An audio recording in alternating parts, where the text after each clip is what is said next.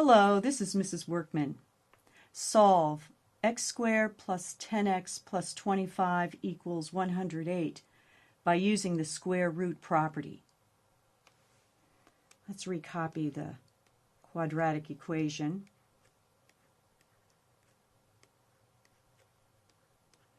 There are several ways to go about this, but we've been asked to use the square root property.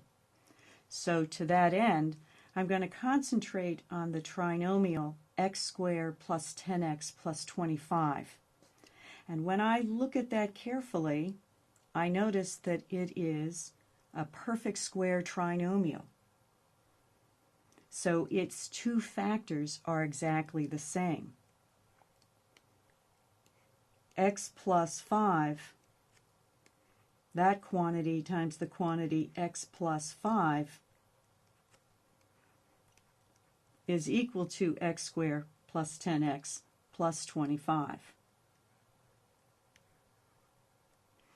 Because both its factors are the same, I'm going to go ahead and rewrite that multiplication using an exponent.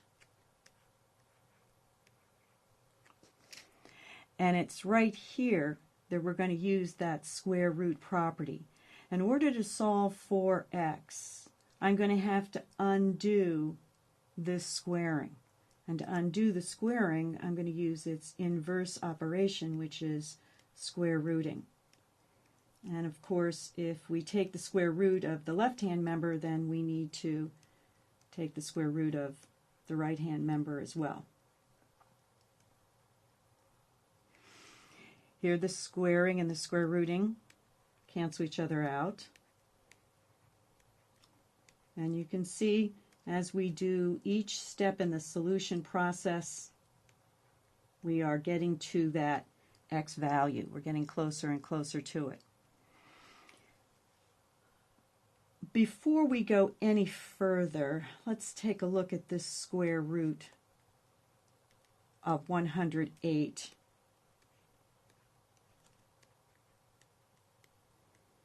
I'm going to rewrite that as plus or minus the square root of 36 times the square root of 3. Let's go ahead and simplify this radical right away.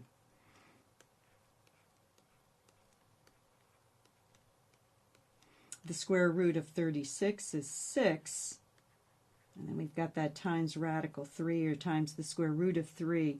So all I've done here is I've just gone ahead and used my steps for simplifying a square root, and I've replaced plus or minus the square root of 108 with plus or minus 6 times the square root of 3. And so that final step in the solution process would be to subtract 5 from both sides.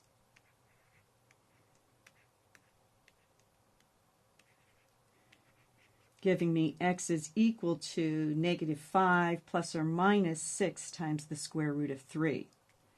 Now let's come up here and look at that.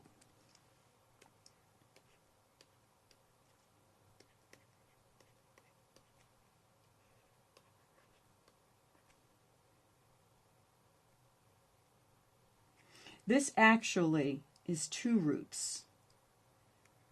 It tells me that x is equal to negative 5 plus 6 times the square root of 3.